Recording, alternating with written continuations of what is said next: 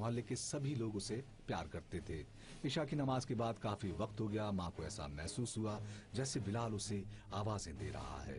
उसका दिल घबरा रहा था। बिलाल का बाप और दीगर रिश्तेदारों ने उसकी तलाश शुरू कर दी। मस्जिद से तमाम लोग नमाज पढ़कर जा चुके थे, मगर बिलाल कहीं नहीं था।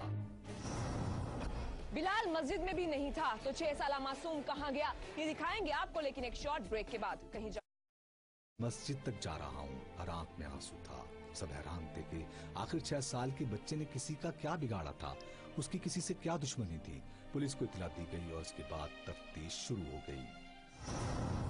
मस्जिद में आने वाला आखिरी शख्स कौन था, यही वो सवाल था जहां से पुलिस ने अपनी तफ्तीश का आगाज किया, मगर केस उलझा हुआ दिखाई दे रहा था। मस्जिद में नमाज पढ़ने वाले उस आखिरी आदमी के साथ मौज़िन और पेश इमाम को बुलाया गया, मगर कोई पेशरफ्त नहीं हो सकी। पुलिस ने उस रोज इशा की नमाज पढ़ने वाले 24 अफराद से बारी बारी तफ्तीश की, लेकिन कहीं से कोई सुराग नहीं मिल रहा था। SHO हबीबुल्लाह मरी और DSP यार मोहम्मद विंद एक नुक्ते के गिर्द घूम रहे थे कि कातिल यहीं कहीं है, कोई मकामी शख्स। मस्जिद इंतजामिया की मदद भी ली गई, मगर कोई खास पेशरफ्त नहीं हो सकी। मुजरिम चाहे जितना मर्जी चालाक क्यों ना हो, वो कोई ना कोई ऐसी निशानी जरूर छोड़ जाता है जो कानून की उंगली पकड़कर मुजरिम के दरवाजे तक ले जाती है। आखिर इस केस में भी ऐसा ही हुआ। पुलिस की तफ्तीश के कई तरीके हैं और देहातों में खास तौर पर जब कोई वारदात होती है तो खोजियों की मदद ली जाती है, क्योंकि ये लोग पांव के निशान से बखूबी आशना होते हैं।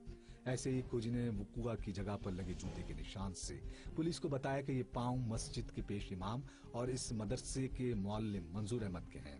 जिसके बाद पुलिस ने मंजूर अहमद के घर पर छापा मारा और यहीं से एक बहुत बड़ा सबूत हाथ लग गया। मंजूर अहमद के अमामे और टोपी पर वाज़ेह तौर पर खून के निशानात थे, जिसके बाद उसे गिरफ्तार कर लिया गया और फिर तफ्तीश के बाद मंजूर अहमद ने एतराफ़ जुर्म कर लिया। एतराफ़ जुर्म कर लिया गया, लेकिन सवाल ये था कि मस्जिद के पेश इमाम और मुअल्लिम ने 6 साला मासूम को किस गुनाह की सजा दी थी। मुबैना तौर पर मुअल्लिम ने मासूम बच्चे के साथ बदफेली की और फिर जुर्म छुपाने के लिए उसके गले पर आरी चला दी। देखिए जरा इस दरिंदा सिफत इंसान को, जो सिर्फ ये कहकर जान छुड़ाना चाहता है कि बस उस पर शैतान का गलबा हो गया था। हैरत तो इस बात की है कि बच्चे के साथ ये घिनौना खेल खेलने के बाद इसी पेश इमाम ने उसकी नमाज जनाजा भी पढ़ाई। मुअल्लिम की इस हरकत के बाद मस्जिद इंतजामिया के सर भी शर्म से झुक गए हुए हैं।